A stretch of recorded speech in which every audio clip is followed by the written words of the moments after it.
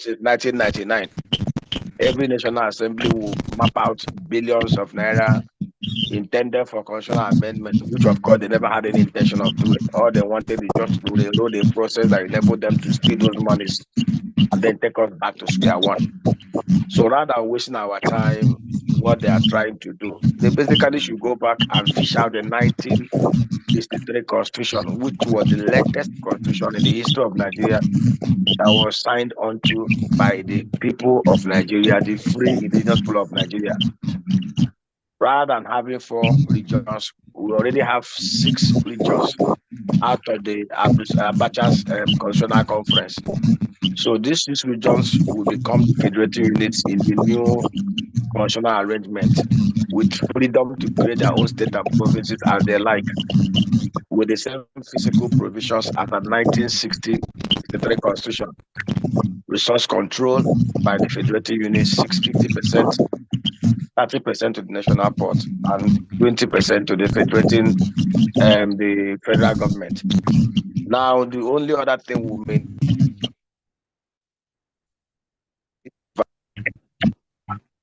put in a safety valve that will enable us or no part of Nigeria to claim marginalization. And how would that safety valve work? That is where we introduce regional presidency. In Switzerland, it is like that. Take our time to study the constitutional framework of Switzerland and that of even United Arab Emirates. You will see clearly that the Swiss constitutional framework is the kind of thing that will actually favor us. So we'll introduce single term in office for those in the executive arm of government, state governors, and the presidency, 6 years single term. And then rotational clause must be enshrined in the constitution, and it must be clearly stated how it will be rotated among the 6 regions and among the 3 zones. Then for the members of parliament, we only have a unicameral system of government. This issue of having a Senate and House of Rep is a waste of resources. So we'll have a House of Rep that is made up of just equal arrangements. Every state will have 3 representatives that will be in the National Assembly, one single National Assembly made up of 3 representatives from each state, so that we'll have linked cost of government. And then on the issue, because of the issue of rotational presidency, we'll have 2 vice presidents. One will be the substantive vice president that will rule with the president, and one will be called the substitution president in case the president from the one region dies before the end of 6 terms, but he will be a cabinet minister. When we do this and then amend the extant laws, regulatory framework, and introduce the OIS report, look at what happened in South Africa. 44 billion naira, almost $240 million by exchange rate parity to conduct the worst election in the history of mankind, spearheaded by the lying Mahmoud. Whereas South Africa spent only about $112 million, and they had one of the freest, fairest, and most credible elections in the history of Africa. You could see clearly that by even 24 hours after the election, people were already aware of the direction of where the results were based on exit poll and the results. It was really online and on time. We must implement the OIS report if we actually sincere of making progress. But I doubt, and I have my fear, that the current bunch of incompetent and rudderless human beings who purport to rule us do not have any interest of Nigeria at heart. Most of them see Nigeria as a special purpose vehicle through which they can grab power, steal, loot, and share. There is no compassion, there is no empathy, there is no overriding and overarching desire to do what is right. But we'll keep on pushing, we'll keep on driving it. Each and every one of us in our own private corner must do whatever we can within our space of influence to get the ball moving. So far, this is just the summary and what I feel concerning what we currently practice and what we call democracy. To be honest with you, what we have here is not democracy. What we have here is government of electoral bandits, political bandits, then act on by a vast majority of Nigerians who are religiously brainwashed, so much that most of us prefer the thieves to be our own thieves. Once the thief shares the same ethnic nationality with us and the same religion, majority of Nigerians will prefer that thief to be in power. But we must get to the point where a majority of us desires to have a democracy that is akin to what is obtainable in developed economies. What is obtainable where the law is equal to everybody's equal under the law, and where social justice is entrenched. Thank you and God bless. Thank you very much, sir, for this elaborate explanation.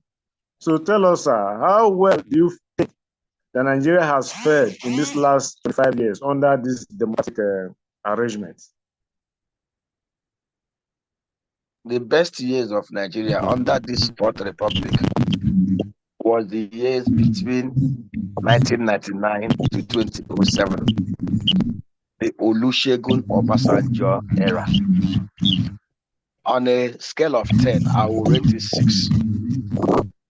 But it was the golden era in this Fourth Republic. Olusegun Obasanjo, of course, is a very strong man.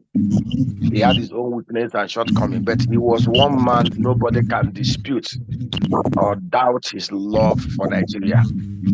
He is one Nigeria who is more Nigerian than most people who have governed this country from independence till now.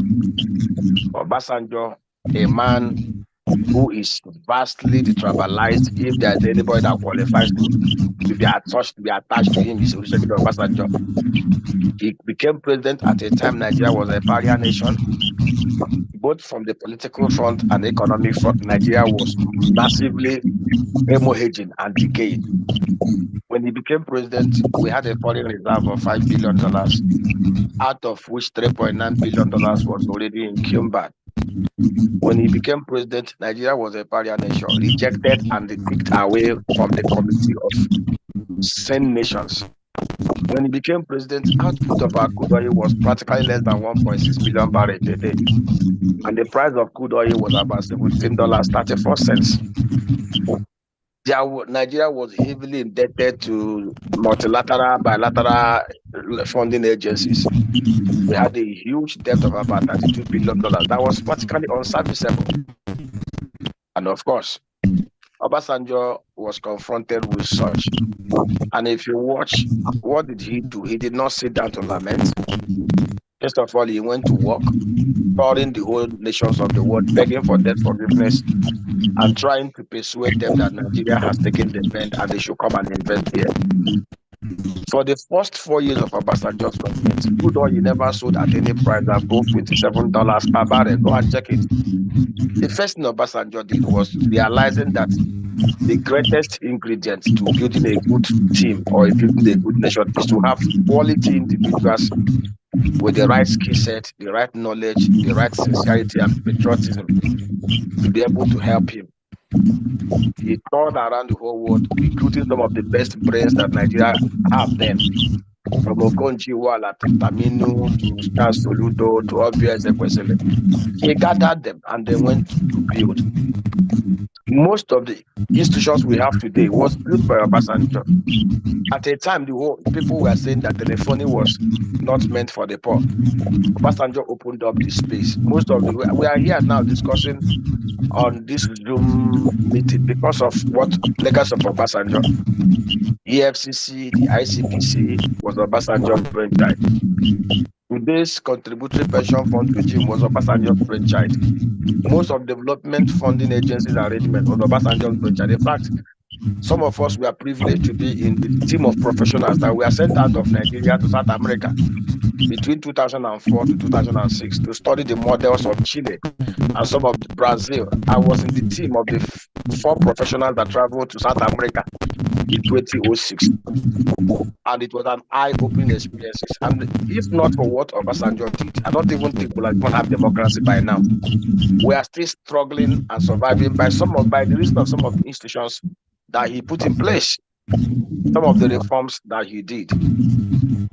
By the time Obasanjo left power in 2007, not only did he end up extinguishing our external debt obligations through hybrid negotiation of debt forgiveness and debt repayment, he left us a very healthy economy that was growing at an average of 6.5% per annum GDP. and he left a reserve of $45 billion. Not only did he leave a reserve, he was also able to get a successor who was reputed and who practically was a very honest man. The late Yar'Adua, who I got, was an honest president. Honest to the fact that he acknowledged the fact that the election that brought him to power was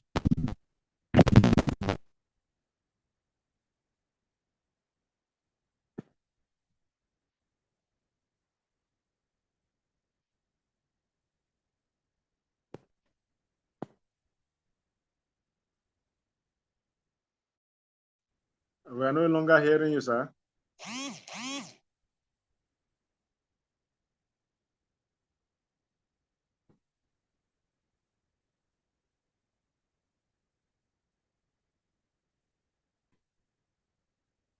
Hello, sir. Your line, we are not hearing you any longer.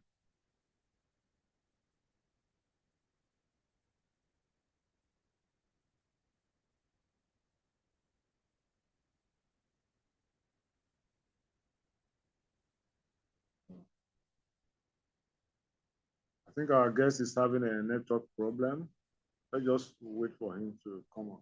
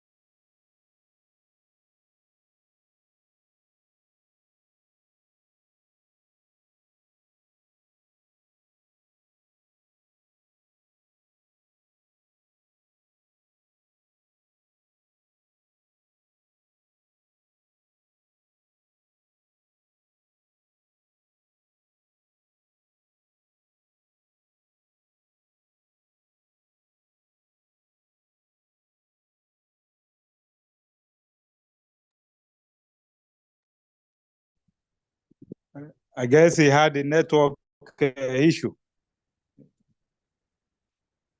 Maybe he hesitated to rejoin. He was hanging for a while before he stopped talking. I'm sure he has network challenge. Let's just wait for a while and see if he'll come back. All right, sir.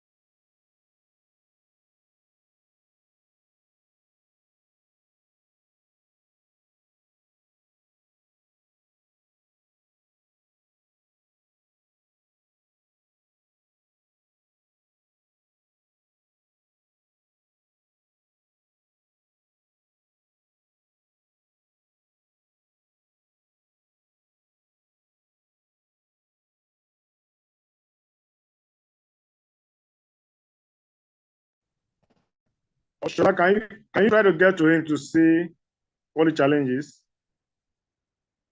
Prince. All right, I'll do that now. All right, I'll do that now. So let's know I'll what do the that. challenge is. I'll do that.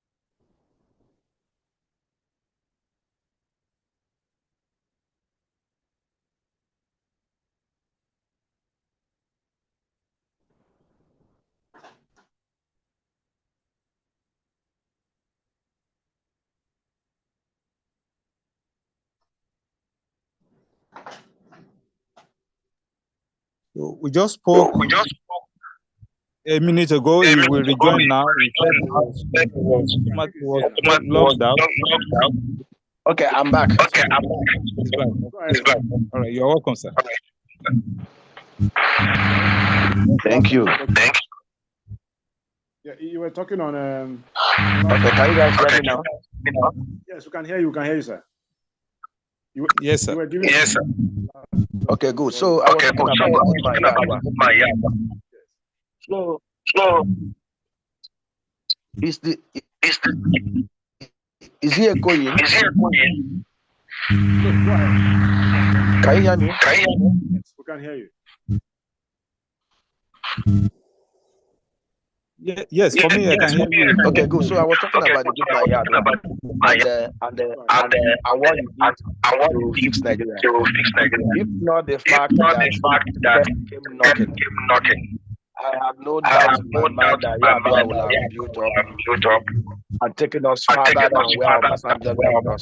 Because for the 3 years Yadua was president, our GDP was growing at 8% per annum.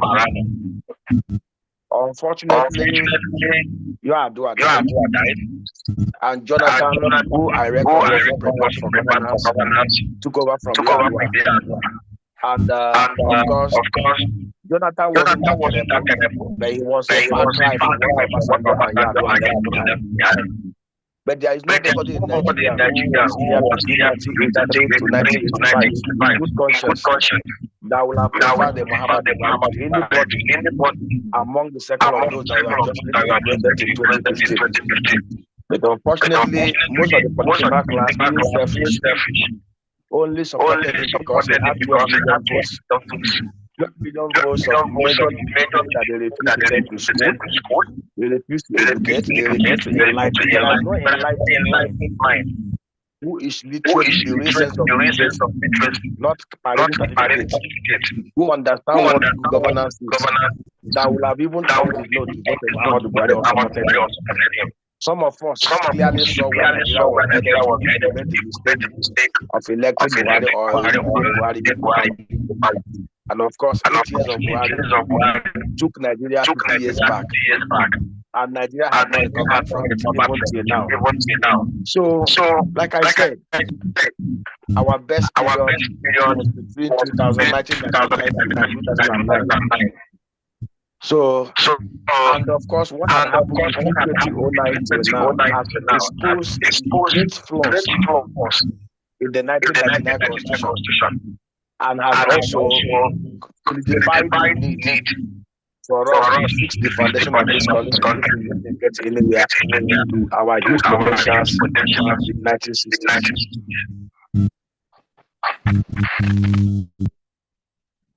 Okay, thank you very much, sir. You know, some people believe that Nigeria democracy is work in progress.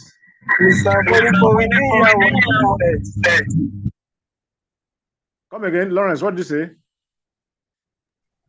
We didn't hear what he said. Your mic was echoing. I didn't get that.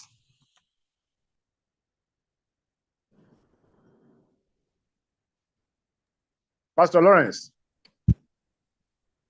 All right. All right. Mr. Jones, please go ahead, sir. I can hear you.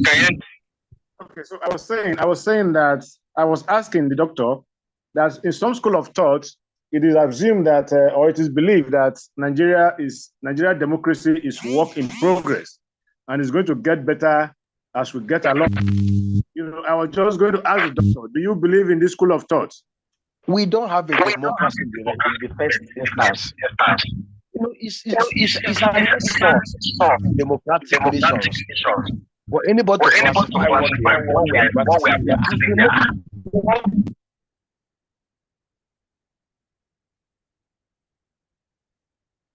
practicing,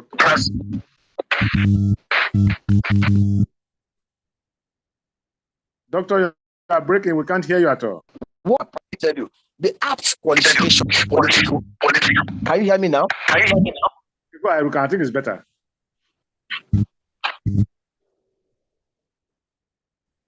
I said what we are practicing today in Nigeria is not democracy. What we are practicing in Nigeria is what we are practicing classified as elitist banditry, government of political bandits, for the benefit of political bandits, and for the misery of a majority of Nigerians. In 1999, when we started on this journey, the number of poor people in Nigeria was 13 million. Today, the number of people in Nigeria is 197 million. So there's nobody, anybody, there's no way anybody can classify what we are doing here as democracy. We need to overhaul it.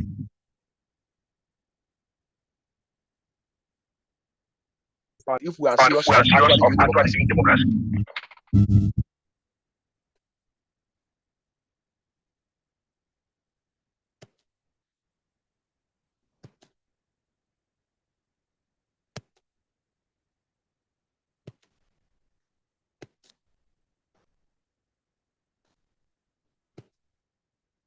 Can't hear him again.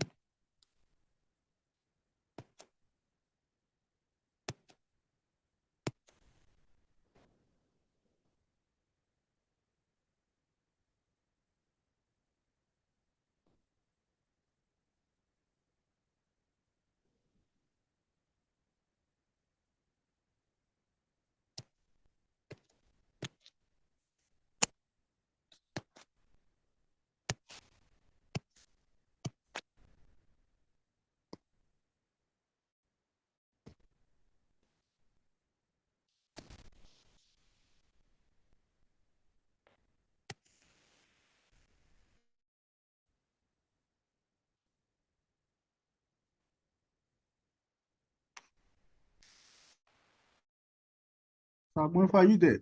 I don't know. What happened? I don't know. What happened? I can't hear him again. I said the thing is cracking. This network is cracking. I mean, I've been here since it's cracking. It's from the host. It's from the host. The cracking is from the host.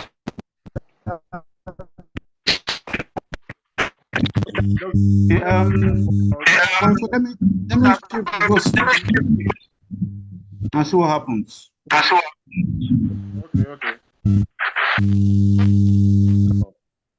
What is the way forward to democracy in Nigeria? What do you think is the way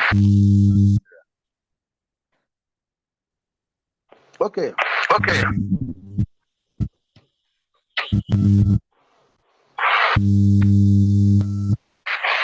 Can you hear me? Yes.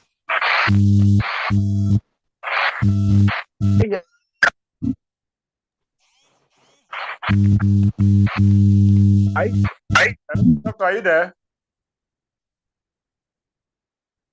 I'm here. Go ahead, please. Okay, what we are practicing here is no democracy. Like I said, let's stop calling this democracy. If we want to practice democracy, we need to totally overhaul the current thing we call constitution and empanel the constitution of the people. And I've explained it here. We don't need to spend weeks doing this. In less than a month, all we just need to do is fish out the 1963 constitutional framework, adjust the regional arrangement to conform with the situation that we have today. Single term in office, 6 years, the executive arm of government. Then for one unicameral legislature in Abuja, made up of only 3 people from every state, and they will have a term of office of 5 years. 2 terms only. Once you come to term, you go back to your village. And then resource control, 50% to the state units, 30 to the central port and the government. And then reduce the exclusive list to only internal security and foreign relations. Let the federative units be semi-autonomous, just like we have it in Switzerland and we had it in the Republic. Amend the electoral act, empanel the OIS report, amend Sorry to disturb. Mr. Bonfo, please mute your mic. Okay, go ahead. Go ahead, Doctor. You can go ahead, sir.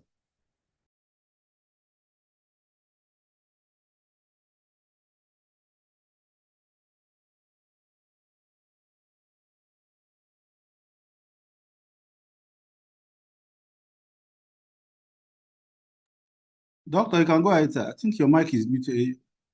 Okay, you can go ahead, sir. Doctor, you can go ahead. So I think that is what, for us to even start talking about democracy, we need to fix the foundation and then adopt a constitutional framework that actually represents what democracy should be, that mirrors the real foundation of any democracy. For now, what we are not practicing is not democracy. It's ludocracy. Government for bandit by bandit that impoverishes the majority of Nigerians. We have no democracy yet. Okay, Doctor, thank you very much. But however, in the last 25 years, we have had PDP had 16 years, while APC has had 9 years at the federal level. What would be your assessment of these political parties? Look, considering what we have had over the last 25 years is recycling of bandits, cross-carpeting from one party to the other. 80% of those in APC today were part of the rot in PDP. Most of those in PDP were also part of the APC's 9 years. There's a mistake we are making. Okay, look at the National Assembly. 39 people rode at the back of the obedient movement, and they found themselves in the National Assembly under the Labour Party. In the National Assembly, what is different between an APC senator and PDP senator or Labour Party senator or APGA senator? There is no difference. There is no ideology. The only ideology that they all share in common, the only thing that unifies the political class is how to share, how to loot, and how to steal. There is no ideological difference across the political parties in Nigeria, and that is the truth. And this is owing to the fact that we have no constitutional basis. What we currently practice is government of elites for political bandits for the benefit of the few. You saw the launching of 21 billion naira house for the vice president. That thing, ask anybody who is a builder or has built and furnished castles before, that thing wouldn't have cost more than 1 billion to do. And you saw the way they gleefully did it and shut out the media from entering their property that was built with public funds. Let us tell ourselves the truth. You know, when I hear people say PDP is better than APC, APC is better than Labour Party, Labour is better, it's not true. If we want to evaluate performances, we should look at it from individual perspective. Most of the guys in PDP, APC today, we are in PDP. It's the same thing. And we must understand this truth. In the First Republic, we had men like Dr. Michael Opara. We had men like Obafemi Awolowo. We had Tafawa Balewa. We had Ahmadu Bello. We have Zeke of Africa. Go and check. Even in the Second Republic, the one under Shagari, under Ekweme, under where you had Jokonde and the Desa Mumbakwe and all of them. Those were men also who governed with the fear of God. Go and look at what Mbakwe did in 4 years that the governor of Old Eastern Nigeria, and compared to what the 5 Southeastern Nigerians governors have done over the last 25 years. We need to tell ourselves the truth. What we have here, there is no ideological difference between what is in APC or PDP or Labour Party. What we have had are sparkles of excellencies, maybe based on individual convictions. Yar'Adua was governor of Katsina State. He didn't steal their money. He left 56 billion. Obi was governor of Anambra State. He didn't loot their money. He left 125 billion naira for them, including $150 million in cash.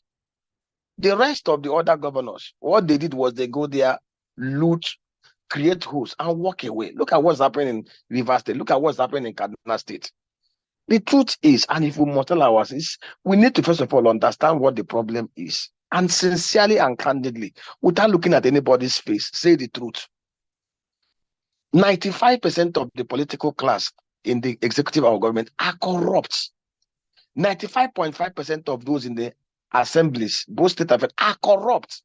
75% of those who parade themselves in Temple of Justice are atrociously and virulently corrupt. And they are corrupt because we have a constitutional framework that allows people to steal without consequences. Okay, look at our electoral law. Our electoral law was very specific, unambiguous, that you cannot be nominated for 2 offices in one party. You cannot run for 2 nominations. That simply means if you contest election to vie for the presidency, you cannot vie for any other office in that cycle. But before our very eyes, Lawan and Akpabio contested for the APC presidential ticket. They lost. What did they do? They went back, and the Supreme Court justices gave it a criminal stamp of approval. Today, Akpabio is the Senate president against the extant, unambiguous ABC clearly written letters and the law and the spirit of the law. Do we blame the law or do we blame? If we are truly running a democratic republic, by now, those judges that were involved in that Jankara judgment will have been sanctioned and even imprisoned, prosecuted. But we see, we allowed it. Come on, this is no democracy, Bicon. Thank you very much, Doctor. It's quite interesting having you on this discussion. There have been a series of discussion around returning Nigeria back to regional government. What's your thought on this, sir? That has always been what I've espoused over time. Most of my treaties have been on returning Nigeria back to the foundations. See, let me explain to us. Our founding fathers, based on benefit of insight, are smarter, more intelligent, more patriotic than the current band of looters that we have today. If you look at, I say to anybody who cares to listen, Obafemi Awolowo, among the founding fathers, was the only one who truly understood Nigeria very, very well. In the constitutional conferences they had, he was even the one that advocated for them to insert secession in the constitution. Zik opposed it because he knew that a time will come when people will begin to, because he knew that it was a case of diverse cultures, diverse civilizations coming together to form one nation. We all agree that Nigeria is better off under one roof because we harness our strength, our population, and our diverse strength. But those founding fathers realized that for us to harness those diversities, that we must impanel a constitutional framework that recognizes our strength and also our diversities. That was why, as at that time, even the regional governments then had their own semi-embassies. They had their own consulate offices. So we must have to go back. The truth is, Nigeria today is made up of different cultures, different nations, different civilizations, just like we have it in Switzerland. The only way we will work together and grow this nation, as at 1960, Nigeria was reputed to be the potentials of Nigeria was that in 20 years we'll be competing with the USSR and the USA. As of 1970, even after the Civil War, the GDP of Nigeria was $12.9 billion compared to that of South Korea, 9 billion. Today, South Korea, 52 million people, GDP $1.6 trillion. Nigeria, 228 million people, GDP $252 billion. Does this make sense? If Nigeria had grown at the rate it was growing in 1970, 1960s, by now our GDP should have been around $2.4, $2.7 trillion based on that trajectory. But there was a foundation that enabled us to be ahead of the other countries, the Asian tigers, Malaysia, Indonesia, Singapore, China, and all the rest of them. We were a productive nation based on the constitutional and physical foundations then. We had the granite pyramid of the north. We had the cotton. We had the textile. Remember that it was even reported that Ahmadu Bello was recruiting expatriates from across the world to help educate his people and build up the industries there. There was even a filmed interview where he said he preferred those expatriates than other people from other parts of Nigeria. And he was allowed because that was what worked for him. Nobody could begrudge him. You could call him a bigot or whatever, but that was what he wanted. Obafemi Awolowo depended upon the cocoa. The tallest building about there was built the cocoa proceed. If the old Western Nigeria was allowed to continue based on their own idiosyncrasies, today the old Western Nigeria will have been making nothing less than $100 billion from cocoa value chain and other things.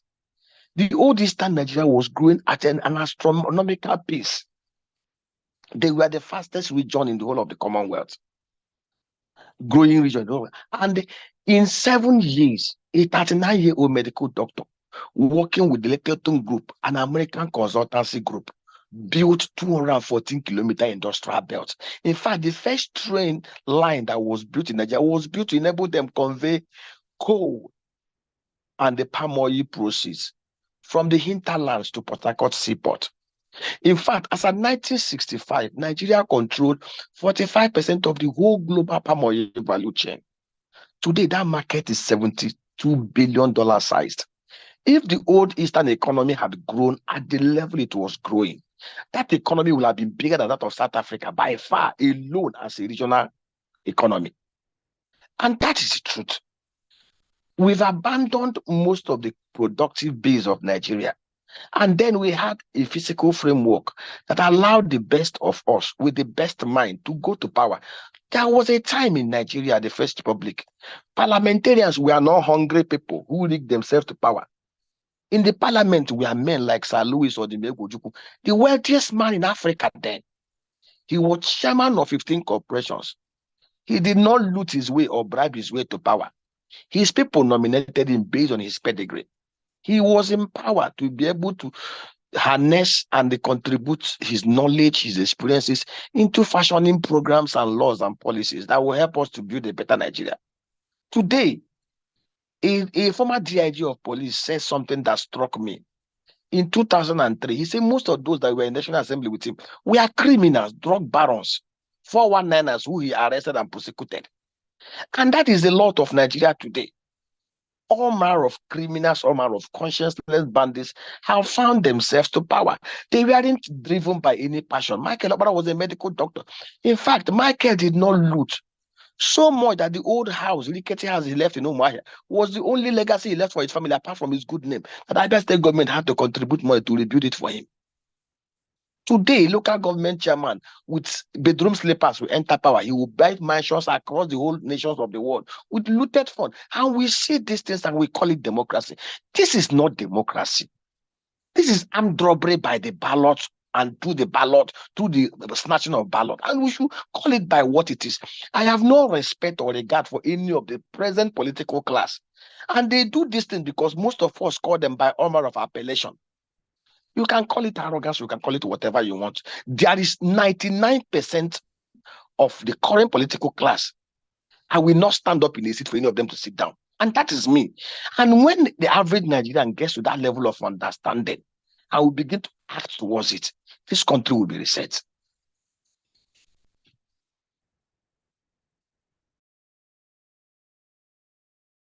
Thank you very much. Thank you very much, Doctor. I think what we need is a lot of awareness. For us here today, so much has been talked about and so much knowledge has been impacted.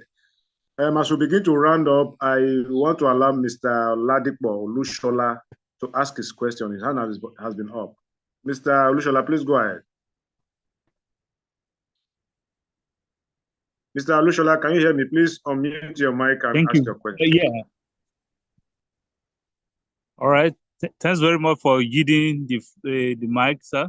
I would like to know the position of doctor in respect of the ranches commission bill that is under consideration in the National Assembly. Do you subscribe to this? Considering the farmers' headers clashes we've been having, all the while. What's your view, in respect of that is one? Let me tell you. Okay, go ahead. Secondly, sir, I would like to know the system of government you probably subscribe to, whether parliamentary or presidential. Let me rest my case now. Okay, number one, we are in a country where we major in minors and minor in major. The National Assembly has no business delving into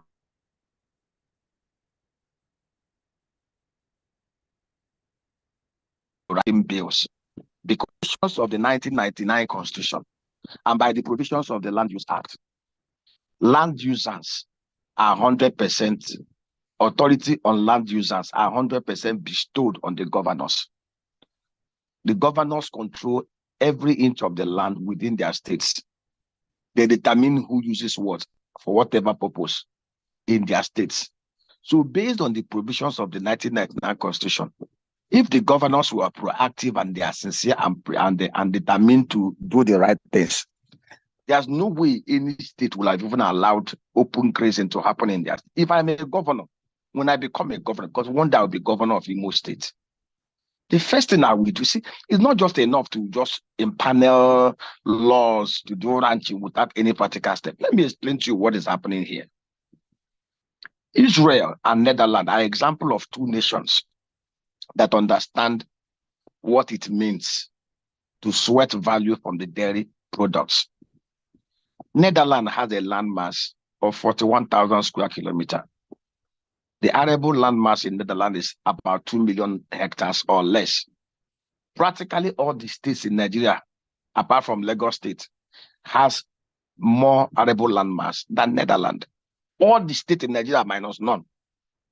Yet within these 2 million hectares of arable landmass, these people have been able to do food sufficiency of 98%, and they export over $124 billion worth of Euro products, agro products annually.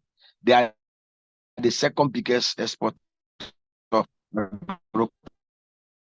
commodities after the United States. And do you know why? Because they were very scientific in their approach in whatever they were doing.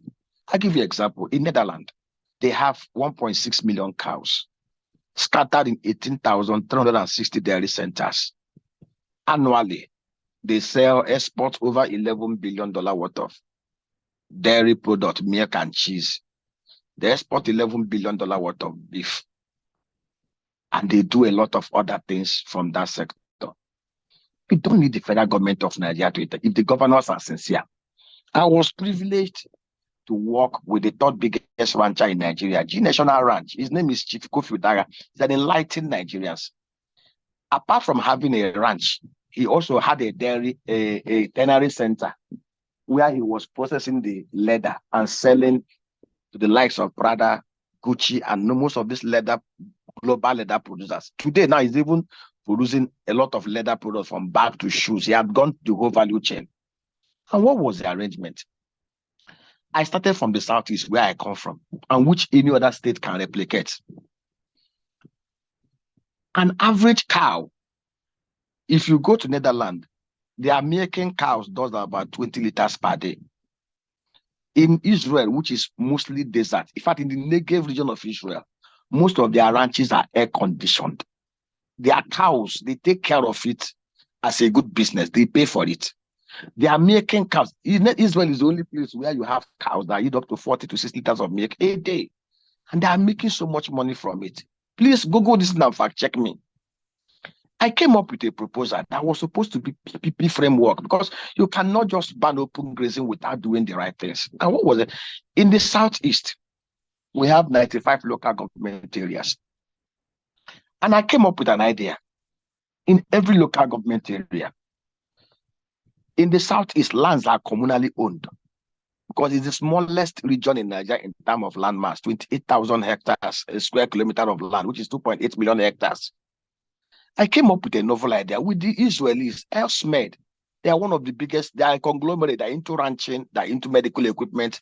And when I shared it, in fact, they even had a better number than me. It was through them that I discovered that the value of the sector in Nigeria is about 2.6 trillion naira.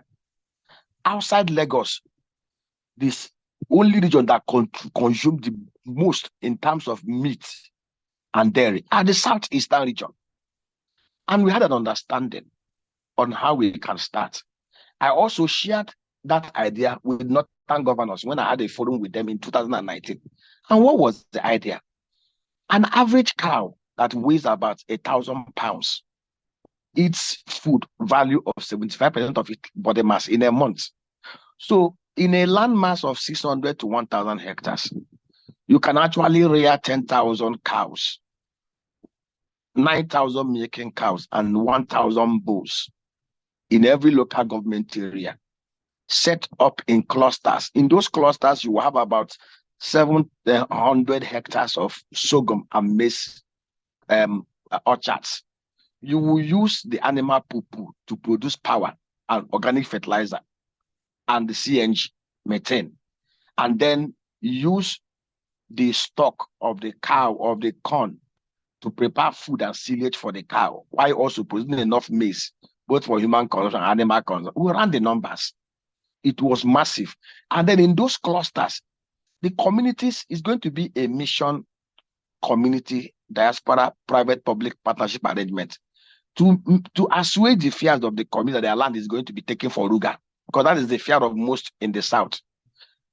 An SPV will be incorporated. Clearly, the community, their land will be valued. You're not going to take their land free of charge. And the value of their land will represent their equity shareholding in that SPV, which will be established under a cooperative owned by the community. They are going to provide 100% of the security so that they will know what is done with their land. The Israelis are supposed to bring the equipment and the calves, the freezer and the hosting species as their own equity contribution. The state government and local government are to provide infrastructure, borehole, road, and fencing, and value it is their own equity contribution in the SPV. Every other Nigerian can also invest, and we will list it on the floor of the Nigerian Stock Exchange. The arrangement is that out of that 95 local government areas, we will have over 1,045,000 cows. So even if you want to compete, you are bringing your cow from Sokoto. There are going to be hostels within those clusters. You're not going to roam your cow in here. As you're coming in, you'll be biometrically captured. You will pay for the hostel. You will pay for the feed for your cow for as long as it is there before it is sold. And when you finish, you go back to your village. If you want to be part of of course, there's a company, just like we have Shell. If you want to invest in cows, you can buy shares of that company. If they had listened to us and our proposal, they're not bringing a cover.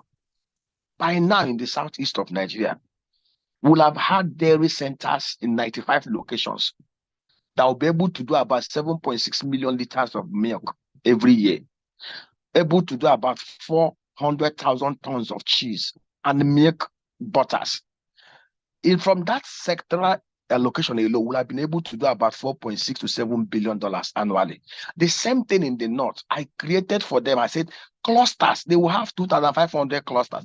Remember, in every of these clusters, you will have about 100 agro rangers that will be trained and placed under the Office of National Security Advisor, so they don't go rogue and the state do not use them and manipulate them. Their job is to protect those clusters and go into the bushes and chase away the criminals hiding under whatever name, either unknown gunmen or militias. In the north, they were supposed to have 2,500 clusters of 600 hectares each.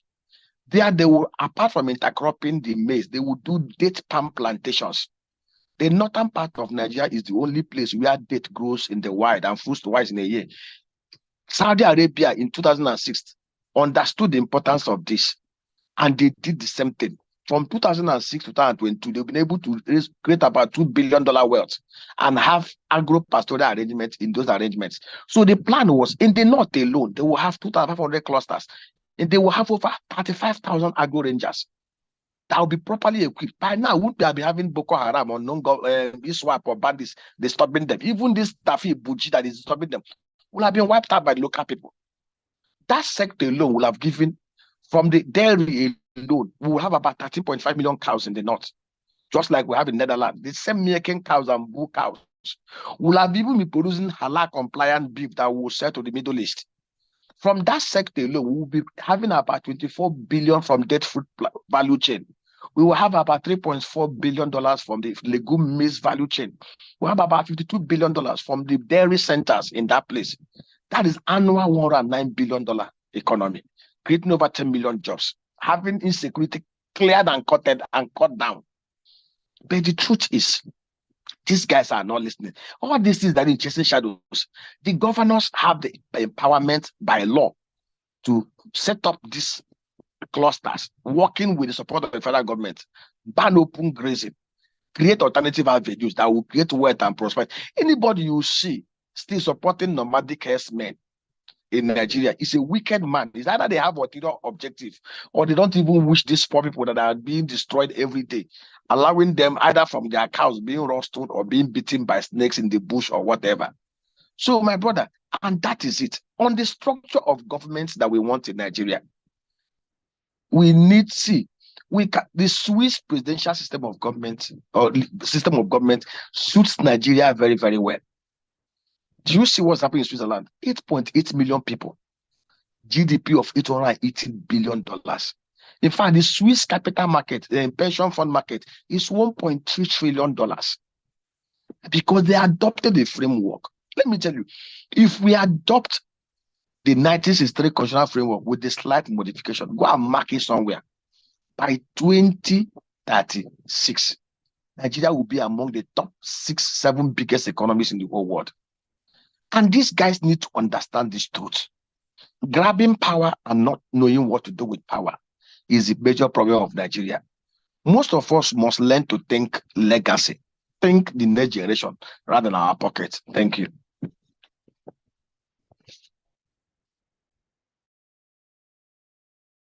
Thank you very much, Doctor. We are rounding up now. And lastly, I want to ask you this. What can Nigeria do differently from being a majorly monoproduct economy? What do you think Nigeria can do differently? Nigeria should look at what United Arab Emirates did. As of 1970, UAE was a desert filled with scorpions and snakes.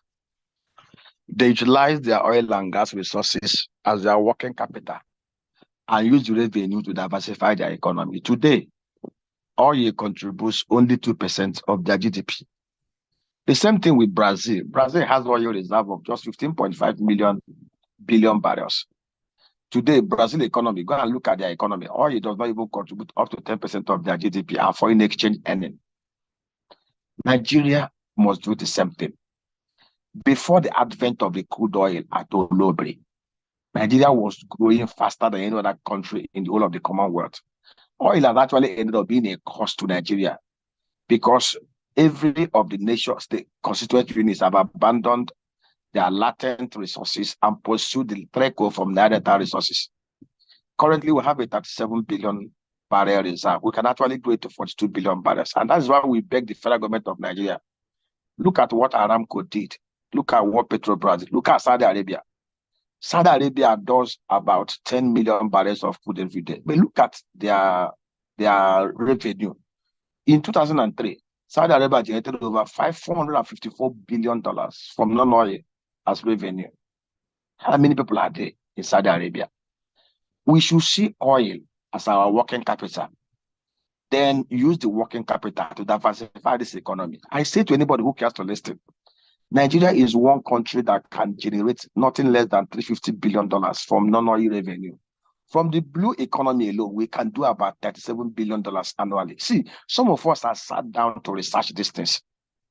I am not, without sounding modest, if I am in the place of Tinubu, the first thing I will do is to vigorously and viciously pursue the restructuring of Nigeria back to the 1963 constitutional framework with slight modifications to adopt a modification that suits our contemporary needs and that aligns with either that of the Swiss model or the UAE model.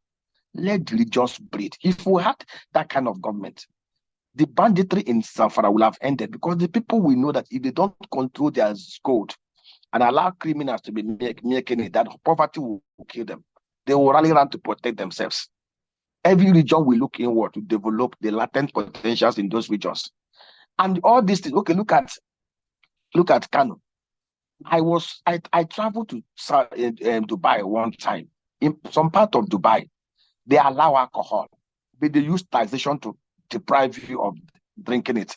I lodged into one hotel and I opened my fridge. I saw a tot of Hennessy.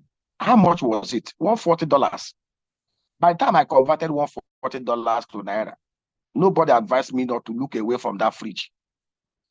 Look at what is happening in Kano. They will destroy all manner of alcohol businesses. Yet, Lagos State that controls 80% of the VAT revenue, people will drink alcohol in Lagos where it's allowed, and then Kano share most of the revenue using bogus population and bogus local government areas. If we had a physical arrangement where you control everything you produce, and Lagos control 50% of the VAT, anybody who is governor of Kano will be advised that if you destroy businesses, your hunger will kill you and your people. Therefore, they will be motivated to open up. Look at Saudi Arabia. Look at what the prince is doing here. Look at how they're opening up their market. The same people who are living in darkness in Nigeria are accusing them of practicing the wrong religion. Look at Israel, from where the two religions emerged. Look at how diversified Israeli economy is. Israel is one of the top 7 countries with the best human development index. But they run a liberal democracy that is better than anything you can think about in Nigeria. Yet it was from that place that the two dominant religions emerged, Islam and Christian.